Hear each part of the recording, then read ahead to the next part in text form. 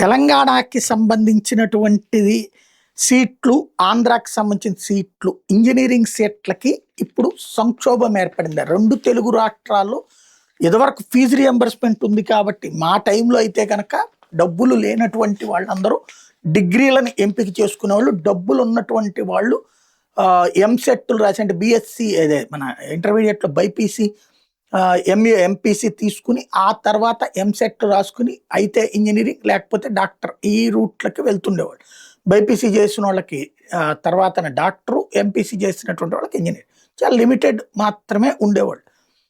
అయితే ఆ తర్వాత కాలంలో ఈ ఫీజు రియంబర్స్మెంట్ ఫీజులు కట్టేందుకు ప్రభుత్వాలు సిద్ధం అవ్వటంతో ఇంజనీరింగ్ ప్రతి ఒక్కళ్ళు చేయడం బిగించేశారు. చివరికి నైపుణ్యం తగ్గింది, చదివేవాళ్ళు పెరిగారు, డిగ్రీలు పూర్తయిన వాళ్ళు ఉన్నారు, ఉపాధి దొరకటం లేదంటే వాళ్ళ దగ్గర స్కిల్ లేదని సదరు సంస్థలు చెబుతున్నటువంటి వ్యవహారం.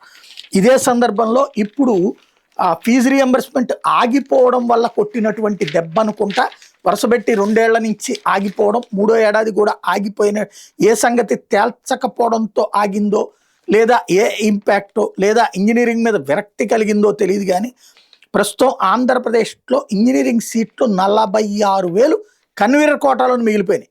మేనేజ్మెంట్లో మరో 50,000 సీట్లు మిగిలిపోయినాయి. కోర్సుల వారీగా చూస్తే కోర్ సిఎస్సిలోనే 14,929 సీట్లు మిగిలిపోయినాయి.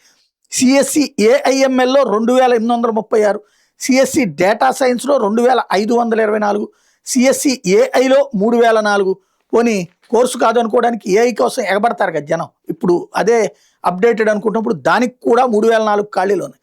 సిఎస్సి ఏఐ అండ్ డేటా సైన్స్లో 388, సిఎస్సి సైబర్ సెక్యూరిటీలో 307 సీట్లు మిగిలిపోయినాయి.